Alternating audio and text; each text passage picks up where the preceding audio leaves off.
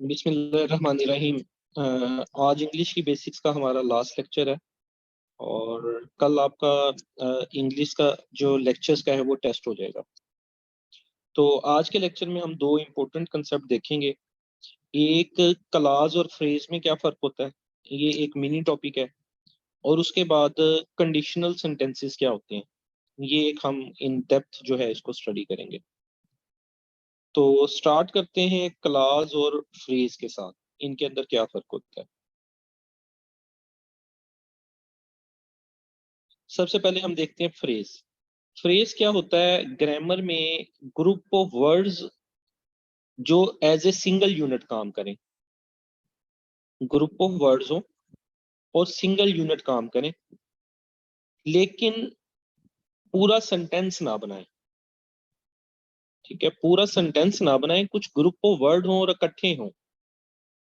इसमें जो है सेंटेंस आमतौर पे बनाने के लिए दो चीजों की जरूरत होती है, एक सब्जेक्ट की और दूसरी प्रेडिकेट की। सब्जेक्ट और प्रेडिकेट, प्रेडिकेट से मुराद आप वर्ब ले लें, सब्जेक्ट और वर्ब की जरूरत होती है। लेकिन जो फ्रेजेस होती हैं इनमें ये सब्जेक्ट और वर्ब दोनों नहीं होते। यही वजह है कि ये पूरा फिक्रा, पूरा सेंटेंस नहीं बना पाते। अब हम देखते हैं, एक ये सेंटेंस का फ्रेगमेंट तो हो सकते हैं, किसी सेंटेंस का हिस्सा तो हो सकते हैं, लेकिन पूरा सेंटेंस फॉर्म इनसे नहीं होता। For example, shiny gold watches. अब शाइनी गोल्ड वॉचेस जो है वो तीनों वर्ड इंटरकनेक्टेड है, जो किसी वॉच की खूबियां बता रहे हैं कि वो शाइनी है, गोल्ड की है, वॉच है। लेकिन ये कोई सेंटेंस तो कंप्लीट नहीं कर रहे, कोई इसी पूरे जुमले की जो है सेंस नहीं दे रहे। इसके मुकाबले में फ्रेज क्या होती है,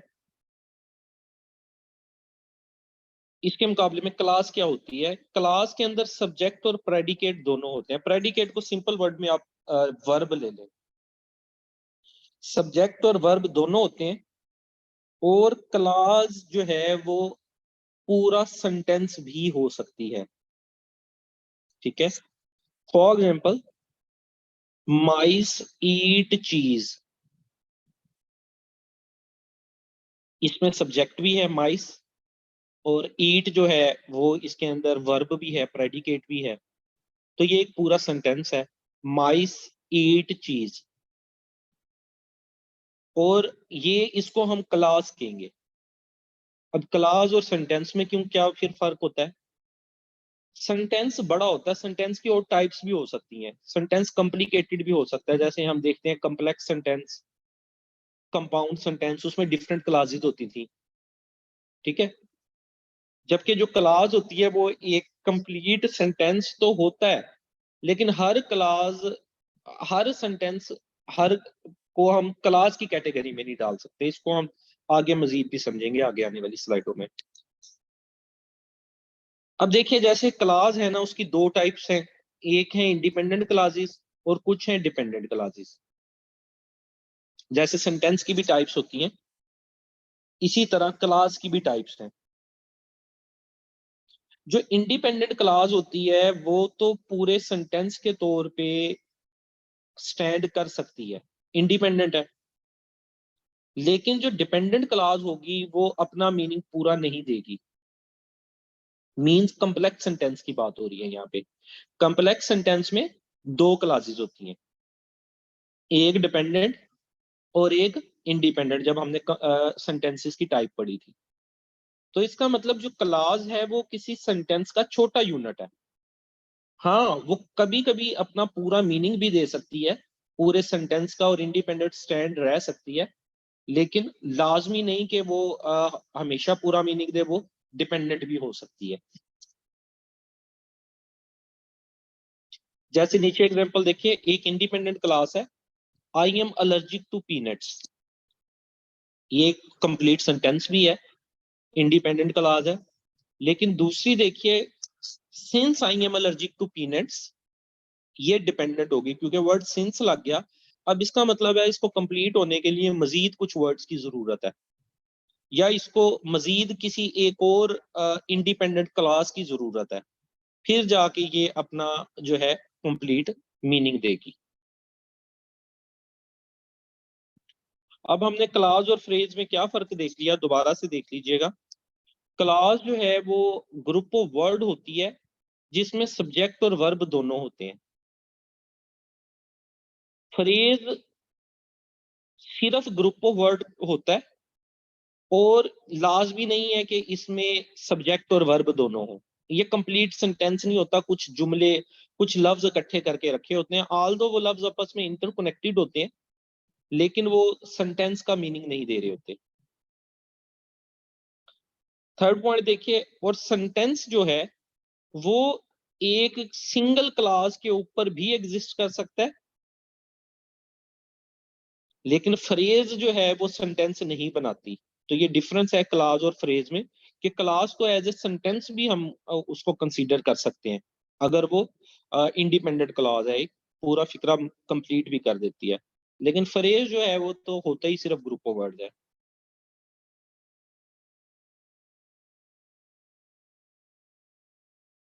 इसके अलावा क्लासेस को अगर रिमूव करेंगे सेंटेंस से तो अंडरस्टैंडिंग जो है वो इफेक्ट हो सकती है किसी भी सेंटेंस की, वो अधूरा रह जाएगा, जारी बात है, उसकी एक क्लास आपने रिमूव कर दी। लेकिन फ्रेज को आप किसी जगह से रिमूव करें तो बाकी सेंटेंस समझ आ सकता है, ऑप्शनल है कि वो समझ आ सकता है हमें फिर भी।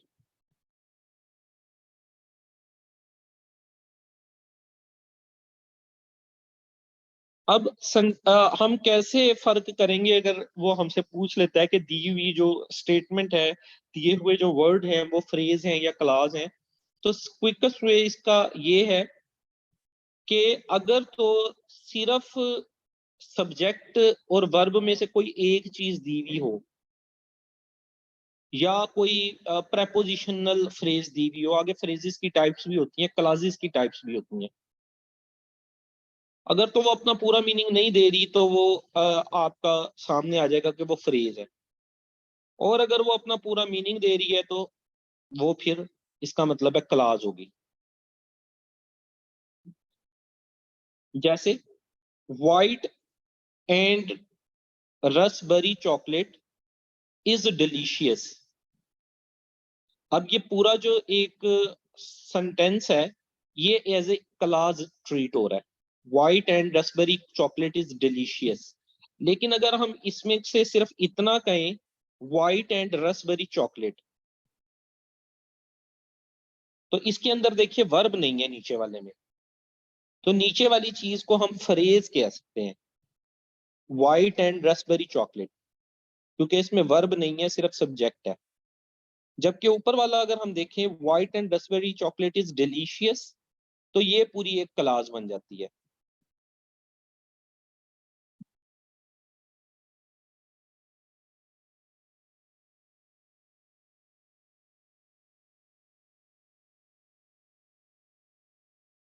इसके अलावा देखिएगा, अब फ्रेज क्लास और सेंटेंस आपने इसको याद रखना है, पीसीएस का वर्ड के हिसाब से आप इसको याद रख लें।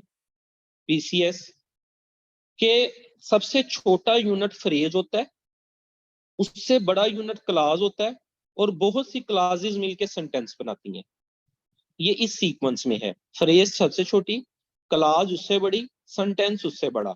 नीचे एग्जांपल देखिए, द बिग क्लॉक, ये एक फ्रेज है। उसके बाद क्लास देखिएगा, द बिग क्लॉक रिंग्ड, ये एक क्लास है। और उसके बाद देखिएगा सेंटेंस, नीचे वाला जो है फुल जो है वो एक सेंटेंस है, the big clock ringed when the hand struck midnight, नीचे वाला एक सेंटेंस हो गया। तो इसका जो अब तक आपको समझाया उसका मकसद ये है कि ये यूनिट वाइज होती हैं। फ्रेज सबसे छोटा यूनिट है किसी भी सेंटेंस का, उसके बाद क्लास आती है और उसके बाद जो है सेंटेंस आ जाता है।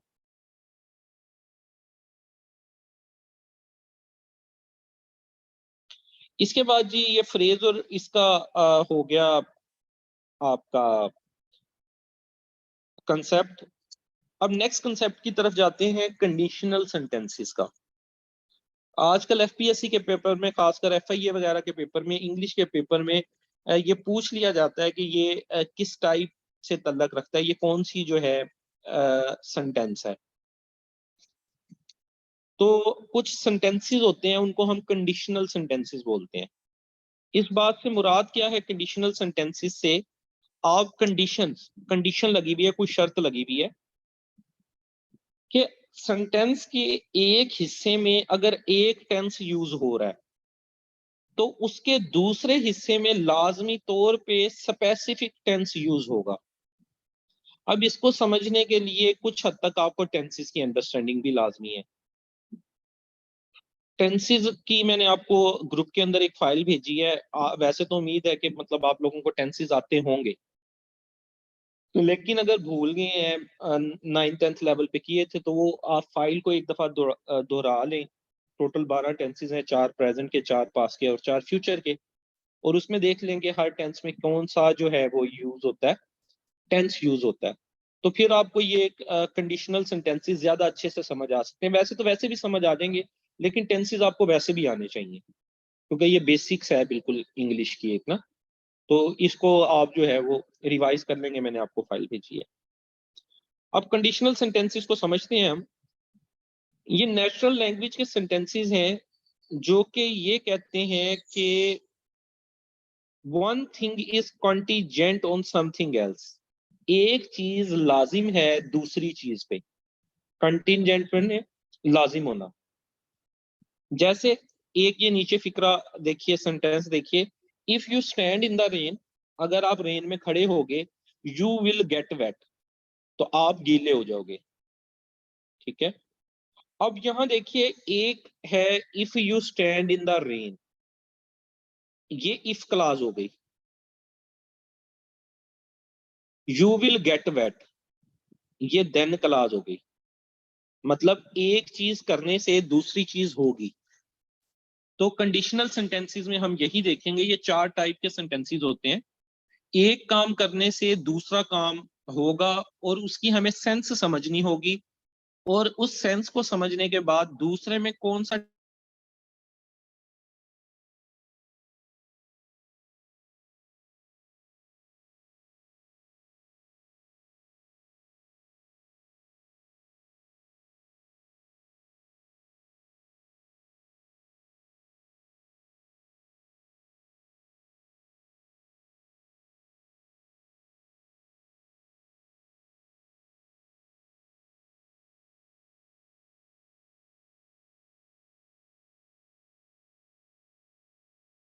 पहले इंडिपेंडेंट क्लास उसको कह रहे हैं।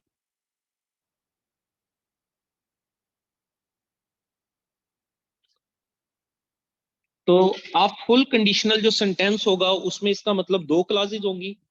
एक होगी डिपेंडेंट क्लास जिसको हम इफ क्लास कहेंगे, और एक होगी मेन क्लास जिसको देन क्लास हम कहेंगे। जी, यहां मैं दोबारा रिपीट कर देता हूं। हम अब जो ये टॉपिक पढ़ रहे हैं वो है कंडीशनल सेंटेंसेस का। कंडीशनल सेंटेंसेस से मुराद ये है कि 2 सेंटेंसेस दिए हुए होंगे, एक उसमें से डिपेंडेंट होगा, एक इंडिपेंडेंट होगा। मींस 2 क्लासेस हैं इसमें। एक है डिपेंडेंट क्लास जिसको हम इफ क्लास बोलते हैं कि अगर ऐसा होगा देन, तो वैसा होगा, अगर ऐसा होगा तो फिर वैसा होगा। जैसे नीचे देखिए, if you go to the zoo, अगर तुम जू जाओगे, you will see the line, तो तुम वहां शेर देखोगे। ठीक है। कंडीशनल हो गया ना, वो पहले अगर जू जाएगा तो शेर देखेगा। दोनों फिक्रों के दोनों जो क्लासेस हैं वो एक दूसरे के लिए लाजमो मलजूम है। अब ऐसे सेंटेंसेस में हमें एक पार्ट में कोई टेंस अगर इस्तेमाल हो रहा है तो दूसरे पार्ट में क्या टेंस इस्तेमाल करना है, इस चीज का ख्याल रखना होता है। ठीक है। तो वो कौन कौन से टेंसेस हैं, कौन कौन सी कंडीशन है, तो टोटल 4 तरह की कंडीशंस होती हैं। 0, first, second and third conditional. ये स्टार्ट 0 से होता है, इसको यूं नहीं स्टार्ट किया हुआ इन्होंने 1 2 3 4 नहीं किया हुआ। इंग्लिश का रूल है 0 से स्टार्ट किया है। पहले जो कंडीशनल है उसको 0 कहते हैं, फिर दूसरे को फर्स्ट, फिर तीसरे को सेकंड, और जो लास्ट वन है उसको थर्ड कंडीशनल कहते हैं। इनको हम वन बाय वन समझते जाते हैं। सबसे पहले ये तो शुरू वाले तो बिल्कुल इजी है ना। The zero conditional is formed in this way. If के साथ आप प्रेजेंट सिंपल लगाएंगे, जो पहला पार्ट होगा उसमें इफ लगाएंगे, उसके बाद प्रेजेंट सिंपल टेंस इस्तेमाल करेंगे। प्रेजेंट सिंपल से मुराद है वर्ब की पहली फॉर्म, और जो दूसरा पार्ट होगा उसमें भी वर्ब की पहली फॉर्म प्रेजेंट सिंपल इस्तेमाल होगी। आसान लफ्जों में दोनों हिस्सों में सेंटेंस के वर्ब की पहली फॉर्म ने ही इस्तेमाल होना है। जैसे एग्जांपल देखिए, इफ यू हीट वाटर, अगर आप पानी को हीट करेंगे, इट बॉइल्स, ये उबल जाएगा। दोनों जगह हीट फर्स्ट फॉर्म यूज हो रही है, अगले में भी फर्स्ट फॉर्म यूज हो रही है। इसको बोलते हैं जीरो कंडीशनल। अब ऐसा हमने किया क्यों है कि दोनों तरफ फर्स्ट फॉर्म ही यूज किया है? जहां पे यूनिवर्सल ट्रुथ होंगे, ये नीचे देखिए यूज में इसके, to describe something that is generally true, जहां यूनिवर्सल ट्रुथ यूज हो रहा है कि एक चीज करने से दूसरी चीज होनी ही होनी है। हीट करेंगे तो पानी ने बॉयल करना ही करना है, ठीक है। कोई हैबिट्स हैं, कोई जनरल ट्रुथ हैं, कोई रूल है, टिपिकल पैटर्न है, कोई को रिलेशन है डिफरेंट चीजों के दरमियान। जैसे क्लाउड्स का ऊपर दी हुई एग्जांपल में है कि क्लाउड जब थंडर करते हैं तो रेन होती है। If the cloud thunders it rains. इसमें देखिए पहले में भी वर्ब की पहली फॉर्म इस्तेमाल हुई, सेकंड पार्ट में भी वर्ब की पहली फॉर्म इस्तेमाल हुई, क्योंकि एक जनरल रूल है, एक को रिलेशन है कि क्लाउड जब थंडर करते हैं तो रेन होती है, पानी को आप गर्म करते हैं तो उसने बॉयल होना है। तो जहां पे अंडरस्टूड कंडीशन होती है कि एक चीज करने से दूसरी चीज ने होना ही होना है, 100% होना है, तो वहां पे आप दोनों जो पार्ट हैं सेंटेंस के, दोनों जो क्लासेस हैं सेंटेंस की, उसमें first form of the verb इस्तेमाल करते हैं, या आप कह लें कि प्रेजेंट सिंपल टेंस इस्तेमाल करते हैं। इसको बोलते हैं जीरो कंडीशनल। उसके बाद आ जाए नेक्स्ट पे फर्स्ट कंडीशनल। फर्स्ट कंडीशनल में आप क्या करते हैं कि अगर पहली जो इसका क्लाज है, इफ जो क्लाज है इसकी, उसमें प्रेजेंट सिंपल टेंस अगर इस्तेमाल हुआ है, मतलब कि वर्ब की पहली फॉर्म इस्तेमाल हुई है, तो सेकंड देन क्लाज में विल के साथ फर्स्ट फॉर्म इस्तेमाल होगी वर्ब की। विल लगेगा, फिर वर्ब की पहली फॉर्म इस्तेमाल होगी। अब इसकी एग्जांपल देखिएगा, if you go to the zoo, अगर तुम जंगल में जाओगे, you will see the line, तो तुम वहां पे शेर देखोगे। सेकंड कंडीशनल वहां यूज होते हैं जहां पे 100% पॉसिबिलिटी ना हो। अब देखिए, अगर वो जू जाएगा, एक तो पॉसिबिलिटी है कि जू जाएगा तो शेर नजर आ सकते हैं वहां पे, लेकिन लाजमी तो नहीं है कि उस जू के अंदर शेर मौजूद हो, but there is quite possible कि वहां शेर मौजूद होंगे। तो आप विल का वर्ड साथ इस्तेमाल करेंगे कि दिखाई देगा। नेक्स्ट देखिए, इफ आई गो आउट, अगर मैं बाहर जाऊंगा, I will find something to eat, तो मुझे खाने के लिए कोई चीज मिल जाएगी। पहली कंडीशन तो ये है कि वो बाहर जाए, और फिर चांसेस हैं, क्वाइट लाइकली पॉसिबल है कि उसको, वो बाहर जाएगा, कोई ना चीज, कोई शॉप अगर खुली होगी तो कोई चीज खाने के लिए उसको मिल जाएगी। तो जहां पे 100% ना हो, लेकिन आप लगा लें कि 50 to 90% तक का चांस हो कि एक काम करने से दूसरा काम हैपन हो जाएगा, तो उसको फर्स्ट कंडीशनल बोलते हैं। और इसमें पहले हिस्से में प्रेजेंट सिंपल, मतलब कि वर्ब की पहली फॉर्म इस्तेमाल होती है, और दूसरे हिस्से में विल के साथ वर्ब की पहली फॉर्म इस्तेमाल होती है।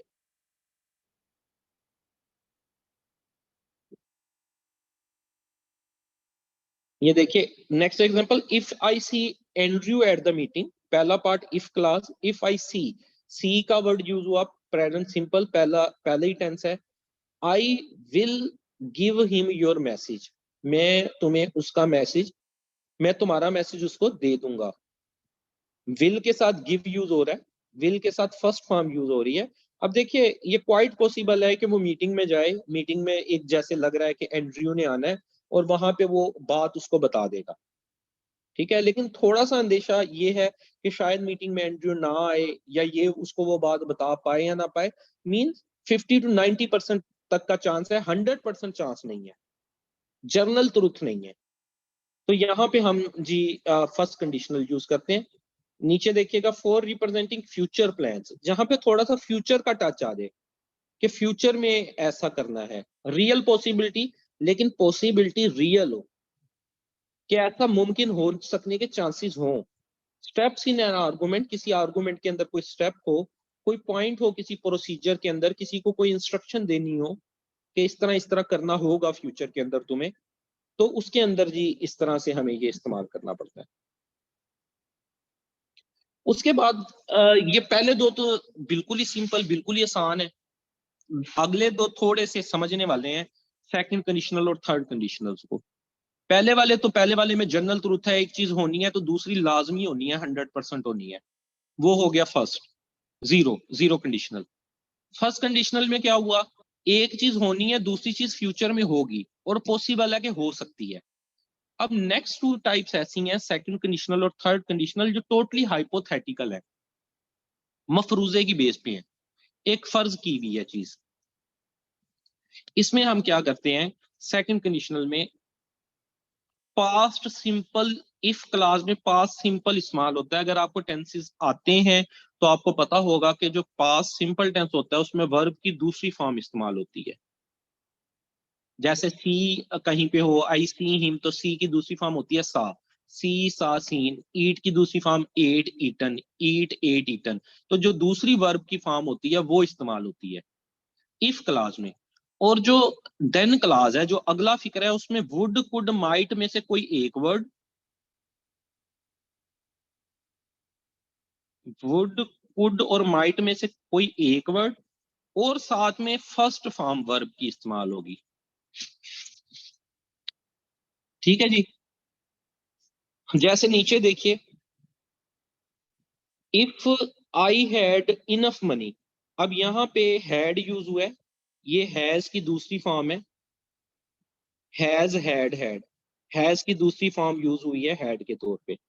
If I had enough money, अब ये एक हाइपोथेटिकल कंडीशन है, पास्ट की बात हो रही है कि मेरे पास अगर पास्ट में पैसे होते, I would buy a new car, तो मैंने एक नई कार खरीद ली होती।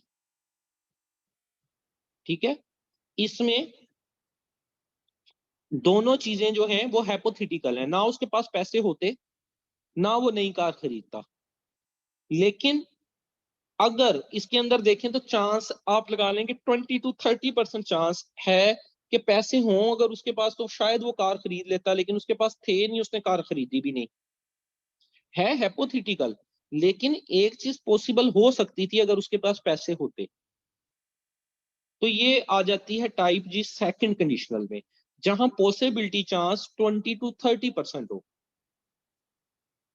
नेक्स्ट देखिए, प्रेजेंट या फ्यूचर के अंदर हम इमेजिनरी पोजीशन कंसीडर कर रहे होते हैं। To talk about imagined impossible और unlikely event in the future, ऐसी बातें फ्यूचर के अंदर जो कि पॉसिबल नहीं हो सकती या प्रेजेंट में नहीं हो सकती। प्रेजेंट या फ्यूचर की हम इसमें बात करेंगे, लेकिन वो पॉसिबल ना हो। ठीक है। जैसे एक और एग्जांपल देखिए, इफ आई वर यू, ये वाज की दूसरी फॉर्म इस्तेमाल हुई है यहाँ पे, वर्ब की दूसरी फॉर्म, वाज की दूसरी फॉर्म वर है। इफ आई वर यू, अगर मैं तुम्हारी जगह होता, आई वुड स्टडी मोर, तो मैं ज्यादा पढ़ाई करता या ज्यादा पढ़ाई करूंगा। अब पहली कंडीशन भी इम्पॉसिबल, कोई दूसरी की जगह नहीं हो सकता, और I would study more, future के अंदर वो कह रहा है कि मैं स्टडी करूंगा। ठीक है। फर्स्ट फॉर्म लग रही है वुड के साथ, वुड के साथ फर्स्ट फॉर्म लग रही है, जो कि ये बता रही है कि वो सोच रहा है कि फ्यूचर के अंदर वो स्टडी करेगा अगर वो आपकी जगह होता।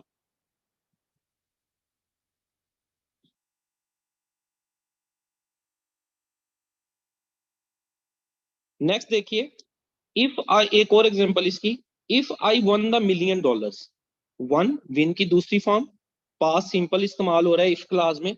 इफ आई वन द $1,000,000, अगर मैं जीत गया होता $1,000,000 की कोई lottery, I would buy a new car, verb की पहली फॉर्म इस्तेमाल हो रही है वुड के साथ, तो मैं नई कार खरीद लूंगा फ्यूचर में, जो कि पॉसिबल नहीं है क्योंकि पास्ट का एक्शन हुआ ही नहीं, पास्ट में उसने लॉटरी जीती ही नहीं, तो फ्यूचर में वो नई कार कैसे खरीद लेगा।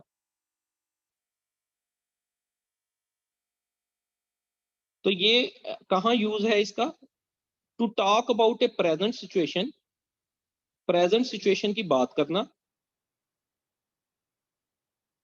विच इज इम्पॉसिबल, जो कि पूरी ना हो सकती हो, आ हाइपोथेटिकल सिचुएशन हो, एक फर्जी कंडीशन हो, तो इसके अंदर सेकंड कंडीशनल यूज होता है। अब यहाँ पे एक चार्ट देख लीजिएगा, फिर हम थर्ड कंडीशनल की तरफ चलते हैं। कुछ जो पीछे हमने चीजें पढ़ी वो आपकी रिवाइज हो जाएंगी, और कुछ जो हम अगला थर्ड कंडीशनल पढ़ने जा रहे हैं वो आपकी रिवाइज हो जाएगी। ये थोड़ा सा टेक्निकल है। देखिए जीरो कंडीशनल जो हमने सबसे पहले देखा, 100% विल ऑलवेज हैपन।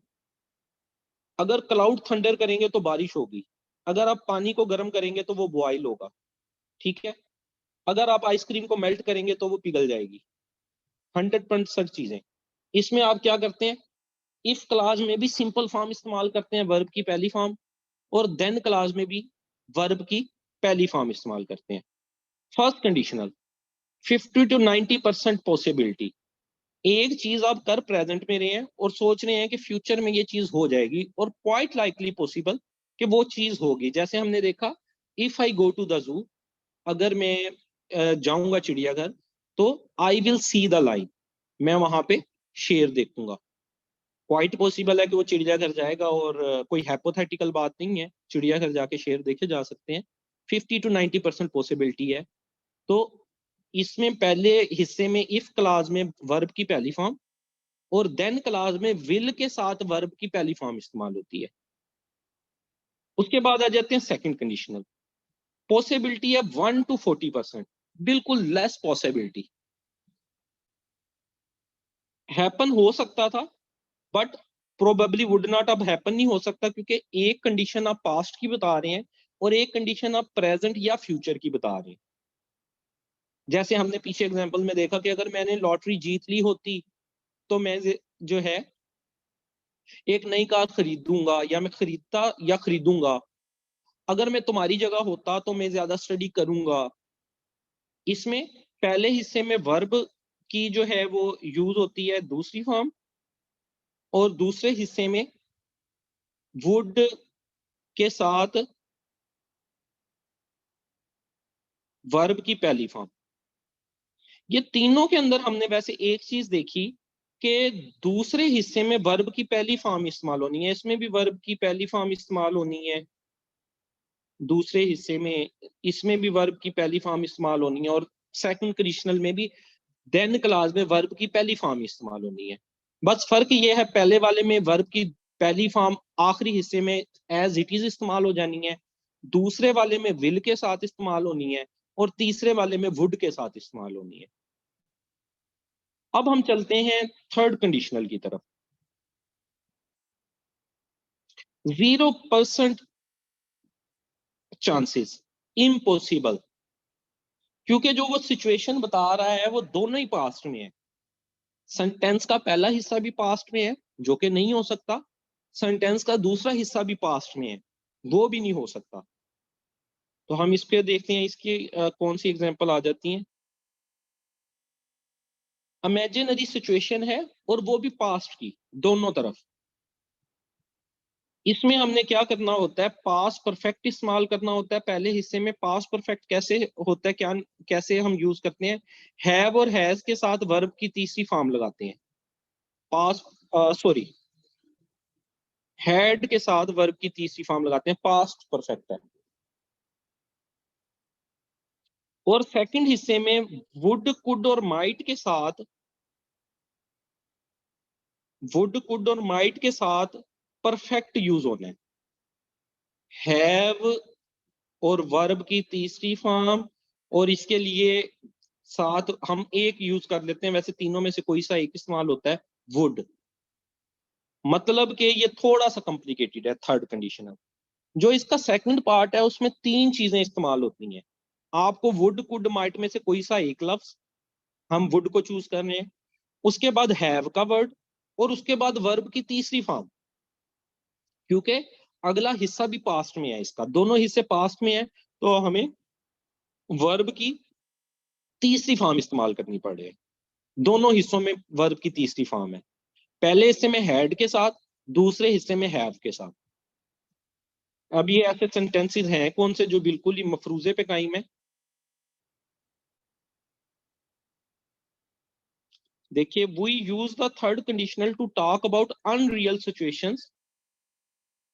ऐसी अनरियल सिचुएशन, हाइपोथेटिकल सिचुएशन जो पास्ट में हो और हैपन हुई ना हो। ठीक है, दोनों तरफ पास्ट की ही बात हो रही हो। एग्जाम्पल देखिए, if I had not broken my leg. अब ये पास्ट में बात हो रही है कि पास्ट की कोई बात है, अगर मेरी जो है टांग ना टूटी हुई होती, I would have gone running, तो मैं रनिंग पे जा चुका था, जा चुका होता। मतलब कि दोनों तरफ जो बात है वो किस में हो रही है, पास्ट के अंदर ही हो रही है। ना पहली कंडीशन पूरी हो सकती है, ना दूसरी कंडीशन पूरी हो सकती है। सेकंड देखिए, if I had got a gold medal. अब यहाँ पे हैड के साथ वर्ब की तीसरी फॉर्म इस्तेमाल हो रही है, इसका मतलब है ये एक पास्ट परफेक्ट टेंस है। If I had got a gold medal, अगर मैंने गोल्ड मेडल हासिल, अगर मैं गोल्ड मेडल हासिल कर चुका होता था, I would have been happy, तो मैं पास्ट में खुश रहता। मींस दोनों कंडीशंस अनरियल है, दोनों तरफ वर्ब की जो है वो थर्ड फॉर्म लग रही है। मजीद देखिए एक और एग्जांपल इसकी, if she had worked harder. Had worked लगा हुआ है, ये पास्ट परफेक्ट टेंस है जिसमें हैड के साथ वर्ब की तीसरी फॉर्म लगती है। If she had worked harder, अगर वो मेहनत कर चुकी होती थी, या वो मेहनत कर चुकी कर ली होती उसने, she would have passed her exam, तो उसने अपना एग्जाम पास कर लिया होता। ना उसने मतलब मेहनत की, पहला हिस्सा पूरा हुआ, ना दूसरा हिस्सा पूरा हुआ कि उसने पास कर लिया होता, ना वो पॉसिबल है कि आगे उसने पास करना है, क्योंकि यहाँ पे फ्यूचर या प्रेजेंट की बात नहीं है, दोनों तरफ पास्ट दी हुई है। सेकंड कंडीशनल में जो इससे पहले था, एक हिस्सा पास्ट का था और दूसरा हिस्सा प्रेजेंट या फ्यूचर का था, कि चले एक चीज तो नहीं हुई लेकिन चले दूसरी चीज का एक उसने दिया हुआ है कि पॉसिबल, थोड़ा बहुत चांस है। इस वाले में थर्ड कंडीशनल में तो दोनों तरफ है ही पास्ट, तो पास्ट में जाके आप चीजों को तो तब्दील कर ही नहीं सकते। फ्यूचर में एक चीज की जा सकती है, पास्ट में एक चीज नहीं की जा सकती। तो ये कहाँ पे यूज होते हैं, to talk about something that might have happened in the past but did not. ऐसी चीजें जिसको आप कहें कि ख्वाहिशें होती हैं, जो जैसे कोई ख्वाहिशें होती हैं पास्ट की जिसपे आप सिर्फ अफसोस कर सकते हैं। She did not work hard enough, उसने उतना वर्क नहीं किया, so did not pass exam, तो उसका एग्जाम पास नहीं हुआ। लेकिन अब वैसे ही एक उसके दिल में आता है कि अगर की होती तो एग्जाम पास हो गया होता। इसमें क्या चीजें एक्सप्रेस होती हैं, एक्सक्यूजेस, बहाने, रिग्रेट्स, अफसोस या ब्लेम। ठीक है, एक्सक्यूज करना, रिग्रेट करना, ब्लेम करना पास्ट के इवेंट्स को। ठीक है, इसके अंदर वो चीजें शामिल होती हैं।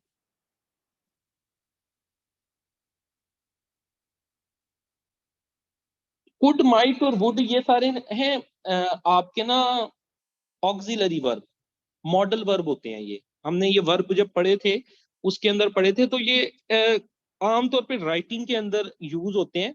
वो आपको ऑप्शन में कुड वुड और इनका फर्क नहीं देगा। ऑप्शन में वो आपसे कोई एक टेंस का पूछ लेगा, या लास्ट टाइम एक क्वेश्चन मुझे याद है गालबन वो ASF के अंदर आया था, उसने पूछा था हाइपोथेटिकल सिचुएशन यहाँ पे यूज हो रही हो तो वो कौन सा होता है, 0, फर्स्ट या सेकंड, तो उसका जवाब सेकंड था। इस तरह से वो पूछ लेता है। ये मॉडल और वर्ब होते हैं, ऑक्सिलरी वर्ब होते हैं, इनको हम अपनी राइटिंग में आमतौर पे खूबसूरती पैदा करने के लिए इस्तेमाल कर सकते हैं। इनमें से कोई सा भी एक वर्ड। सेकंड और थर्ड का डिफरेंस हमने देख लिया कि सेकंड में कोई चीज है जो प्रेजेंट और फ्यूचर में दूसरा हिस्सा प्रेजेंट या फ्यूचर में है, लेकिन थर्ड कंडीशनल में दोनों हिस्से ही जो हैं वो पास्ट में है। चलें अब हम कोई कंडीशनल जो हैं उनको प्रैक्टिस करके देखते हैं कि हमें क्या कुछ जो समझ आई है उसके मुताबिक क्या इसमें बनेगा। 4 टेंस हैं, इसमें 4 एग्जांपल्स हैं। आप देखिए, पहला है if you eat a lot, if you eat a lot you dash on weight. यहाँ पे जो वर्ब दिया हुआ है वो है पुट, तो पहले में पुट की कौन सी फॉर्म लगेगी? If you eat a lot you simple put लगेगा, विल पुट लगेगा, या वुड के साथ लगेगा? जी, अकेला पुट लगेगा। इसमें जो है वो विल के साथ नहीं लगेगा, क्योंकि अगर आप ज्यादा खाएंगे तो आपका वजन बढ़ जाएगा। ये एक जो है रियल फैक्ट है। अब यहाँ वो ना कर लेना कि एक बंदा ज्यादा खाता है लेकिन फिर भी उसका वजन नहीं बढ़ता, ये वो इतनी भी पॉसिबिलिटी में नहीं जाना। या बस ये यहाँ एक क्वाइट पॉसिबिलिटी नजर आ रही है कि एक ये यूनिवर्सल है कि जो ज्यादा खाएगा उसका वजन ज्यादा बढ़ेगा। ये एक ट्रुथ है। सेकंड देखिए, इफ यू आस्क हिम, अगर तुम उससे पूछते हो, he dash take you to the airport. Take यहाँ पे वर्ब के तौर पे इस्तेमाल होगा, तो टेक के साथ क्या यहाँ पे लगेगा जी? वर्ड, कौन से वर्ड्स लगेंगे? तो देन क्लास पूरी होगी। कौन सी पॉसिबिलिटी है इसमें? जीरो कंडीशनल है, फर्स्ट है, सेकंड है, या थर्ड है? हाँ जी, यहाँ पे आपका बिल लगेगा। यहाँ देखिए पॉसिबिलिटी है, इफ यू आस्क हिम, अगर आप उससे पूछोगे he will take you to the airport, वो आपको एयरपोर्ट ले जाएगा, लेकिन हो सकता है वो मना भी कर दे, 100% नहीं है। पूछने के ऊपर है, उसका जवाब हाँ में भी हो सकता है, ना में भी हो सकता है। तो ये जो है फर्स्ट कंडीशनल सेंटेंस है, जहां पे हम पहले हिस्से में अगर फर्स्ट वर्ब इस्तेमाल हुआ है और क्वाइट पॉसिबिलिटी है कि फ्यूचर में क्या होगा। ठीक है, if you ask him he will take you to the airport, वो तुम्हें ले जाएगा, तो विल के साथ हम पहली फॉर्म यूज करते हैं। थर्ड देखिएगा, इफ आई वर यू, अगर मैं तुम्हारी जगह होता, I dash your neighbour to court, तो मैं तुम्हारे नेबर को कोर्ट के अंदर ले जाऊंगा या ले जाता हूं। ठीक है, यहां पे क्या इस्तेमाल होगा? ये सेकंड कंडीशनल है। सेकंड कंडीशनल में हमने देखा था, अगर एक हिस्से में वर्ब की दूसरी फॉर्म इस्तेमाल हो रही है, पास्ट सिंपल इस्तेमाल हो रहा है, तो सेकंड हिस्से में वुड के साथ पहली फॉर्म इस्तेमाल होगी। पहले तीनों में ये तरतीब वाइज ही है, जीरो है, फर्स्ट है, सेकंड है, तो इसमें वुड इसके साथ जो है फर्स्ट फॉर्म इस्तेमाल होती है। पहले वाले में अकेली फर्स्ट फॉर्म इस्तेमाल हो जाती है, हमने पुट के साथ सिर्फ पुट ही लिखा। दूसरे में विल के साथ पहली फॉर्म इस्तेमाल हुई, विल के साथ टेक लिखा। दूसरे में भी वुड के साथ टेक लिखेंगे आप, वुड के साथ पहली फॉर्म इस्तेमाल होगी। और फोर्थ वन देखिएगा, you know that I can not afford this ring, तुम जानते हो कि मैं ये रिंग अफोर्ड नहीं कर सकता। इफ आई अर्न मोर, अगर मैं ज्यादा कमा लेता, पास्ट की बात हो रही है। I dash you the whole world, तो तुम्हारे लिए सारी दुनिया खरीद लेता। अब ना उसने इतना कमाया, ना दुनिया खरीदी जा सकती है पूरी, तो दोनों कंडीशन पास्ट की और इमेजिनरी, तो ये थर्ड कंडीशनल है। थर्ड कंडीशनल में पहले हिस्से में इसको हम इग्नोर भी कर सकते हैं, ये जस्ट ट्रैप के तौर पे उसने दिया है, you know that I can not afford this thing. आगे इफ के अंदर उसने यही बात किया, इफ आई अर्न मोर, अगर मैं ज्यादा कमा लेता पास्ट में, तो पास्ट में जहां हमने देखा कि यूज हो रही है बात के सो या इफ आई हैड आना था, if I had earn more, अगर मैं ज्यादा कमा चुका होता पास्ट में, आई dash you the hold word, तुम्हारे लिए सारी दुनिया खरीद लेता।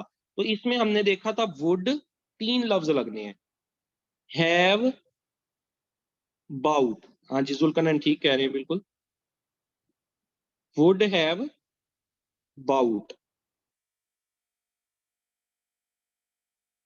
If I had earn more, अगर मैंने ज्यादा कमा लिया होता, I would have bought you the hold world, तो मैंने सारी दुनिया तुम्हारे लिए खरीद ली होती। पास्ट में बात हो रही है। तो ये जी इस तरह कंडीशनल्स की हो गई हमारा लेक्चर पूरा। साथ में मैंने आपको टेंसेस की एक फाइल दी है, उसको भी आप रिवाइज कर लीजिएगा। और कल आप लोगों का इंग्लिश का टेस्ट हो जाएगा। उसके बाद इंशाल्लाह हम नेक्स्ट सब्जेक्ट जो है मोस्ट प्रोबेबली मैथमेटिक्स, उसको स्टार्ट करेंगे, क्योंकि FIA के पेपर करीब हैं, उसके सब्जेक्ट्स के ऊपर मैंने फोकस ज्यादा रखा हुआ है कि जो उसके अंदर आने हैं। बाकी जो माइनर कुछ सब्जेक्ट हैं, कोई अगर आपके रह वगैरह गए तो वो आपको बाद में भी कराए जा सकते हैं। आप में से किसी का अगर कोई सब्जेक्ट रह गया हुआ, मुझे मैसेज कर दीजिएगा कि ये वाला रह गया, उसकी या मैं रिकॉर्डिंग्स अवेलेबल कर दूंगा, या जो है किसी तरह उसको हम देख लेंगे।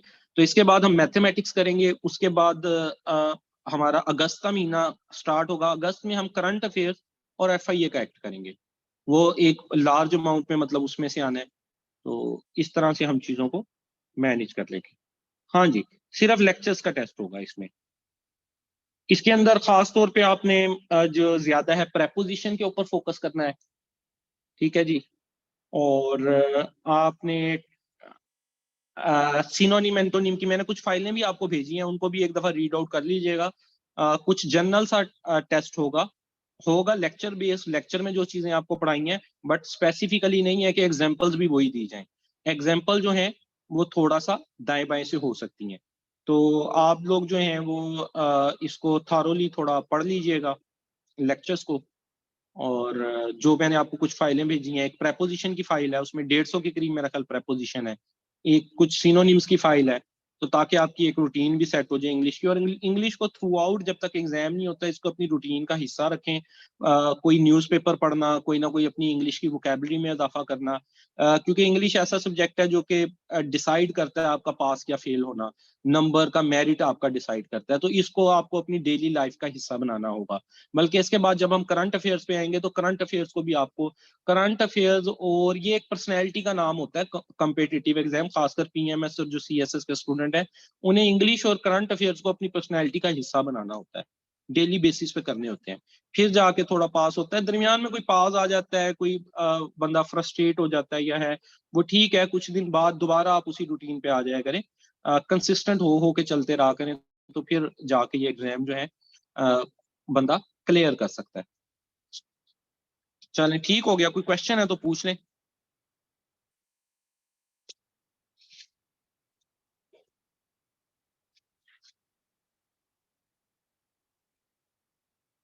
चलें ठीक है जी, मेरा कल क्वेश्चन कोई नहीं आप लोगों का, तो अल्लाह हाफिज।